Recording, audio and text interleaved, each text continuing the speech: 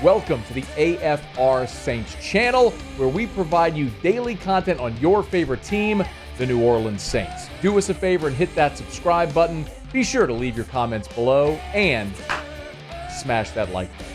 Who dat? The Saints, since 2000, when Mickey Loomis jumped aboard this organization, I guess a little before, would have been Mueller, actually. But since 2000, the Saints have traded up in round one 11 times. They made 11 first-round trades. It's just what they do. They did it last year. Made 2 trades last year involving first-round picks. So if the Saints move up again this year, I'm not going to be surprised. It's just part of what they do. In no surprise, when Bill Barnwell over at ESPN.com did a feature proposing a trade for every single first-round pick, naturally my first inclination was, okay, let me click 29 and see what he's got the Saints doing. And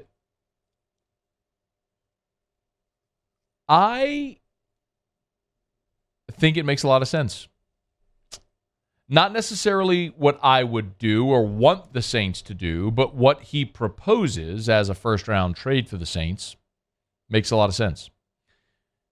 Here's what he says. He has the Saints making a trade with the Lions. So the Saints going all the way up to number 6.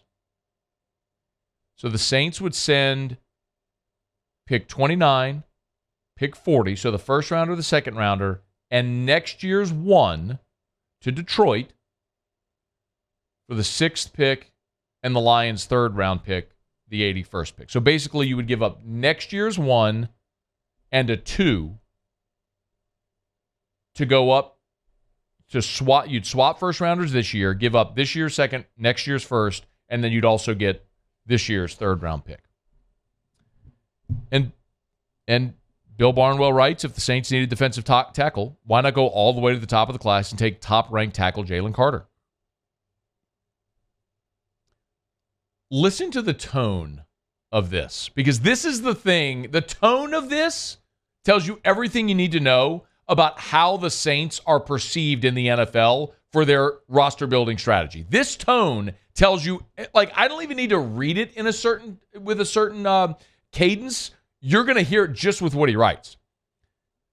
If the Saints need a defensive tackle, why not go all the way to the top of the class and take top-ranked tackle Jalen Carter? It would cost them 2 first-round picks and a swap of a second-rounder for a third-rounder. But who cares? The Saints will just deal their 2025 first-round pick to reacquire a first-rounder in 2024.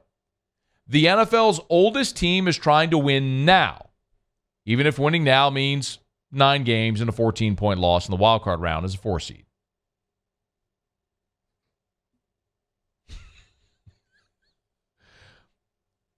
He's essentially saying, tongue firmly planted in cheek, but in a legitimate way, the things we've talked about here.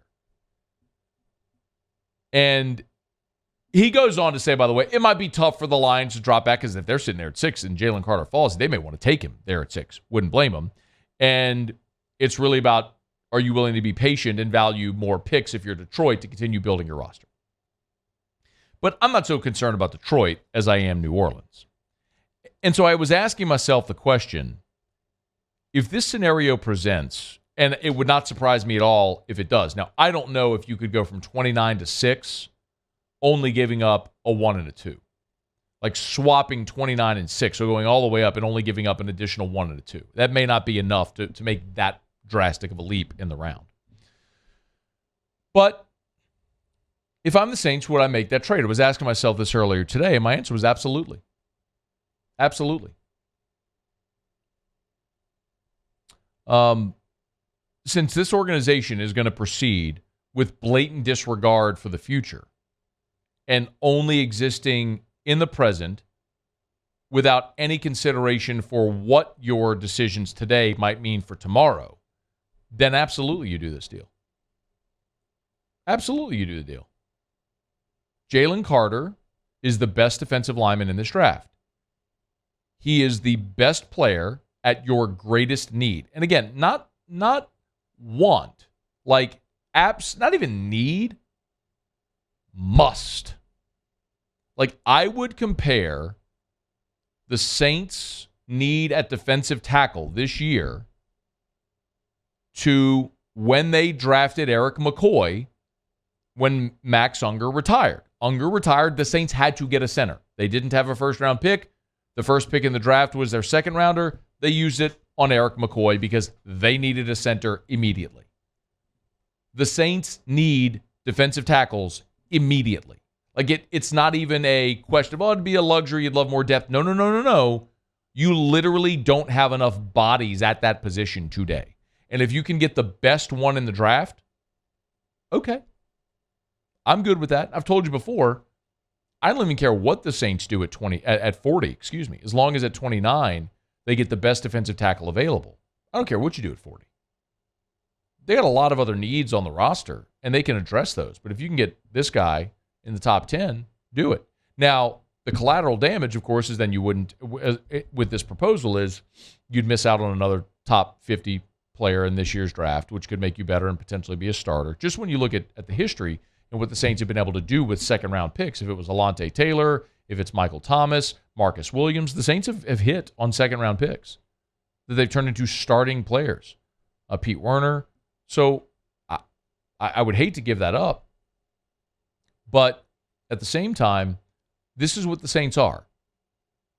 I'm not going to change their approach by talking about it here. Neither are you or are any of us. They are in perpetual win-now mode. As I've said, I've spoken my piece so many times on it. The problem is, with that as your approach, your ceiling is lower with a guy like Derek Carr at quarterback. Your floor is higher, but your ceiling is lower. So you just have to accept, I, as someone who opposes that strategy, I just have to accept this is their reality. So what's going to give them the best opportunity to win the most amount of games now? Well, plugging a hole at your biggest must position with the best player in the draft, do it. If you want to look at the counter argument, it's how much of a gap is there between a guy like Jalen Carter at 6 and, let's say hypothetically, because we've seen this player mocked to the Saints in a lot of drafts, Brian Bresee. Brian Bresee, the defensive tackle from Clemson, if he's on the board at 29 and he's the Saints pick, is that talent differential, is that gap between the two worth a second rounder and next year's one? If you feel like it's a big enough gap and it's worth taking that player who might end up being Jeffrey Simmons, like if Jalen Carter ends up becoming Jeffrey Simmons or Chris Jones or a perennial all-pro caliber pass rushing interior player who just wrecks offensive lines, and Brian Bresee becomes a good starter in the NFL, but not that, then yeah, it's worth the difference. But if you're just talking about the difference between a really good starter and a solid starter, maybe it's not worth it. You stay where you are. My preference in this draft, of course, is going to be the Saints stay at 29, take the best defensive tackle available, and then pick the best player available at 40. That's what I would love to see them do. I just don't have any confidence or assurance that that's what the Saints are going to do because they are incapable and have proven they are incapable of being patient and letting the draft come to them. They are aggressive in the draft, and if that's going to be your strategy and you're bullish on a player and you want to go get him, then go get him. And maybe in this year's draft, there's a scenario that would present where you could go all the way up to 6. I don't think that's plausible or even realistic because what you would have to give up to go from 29 to 6 is dramatic. We've talked about when the Saints went from 27 up to 14 to draft Marcus Davenport. I mean, it took the next year's 1 and a middle round pick in that year's draft. So is next year's 1 and a 2 enough to get you from 29 to 6? Probably not. Probably not. But if the situation presents itself, you better believe the Saints will do it. It's just their history. It's their MO. Hey, thanks so much for watching.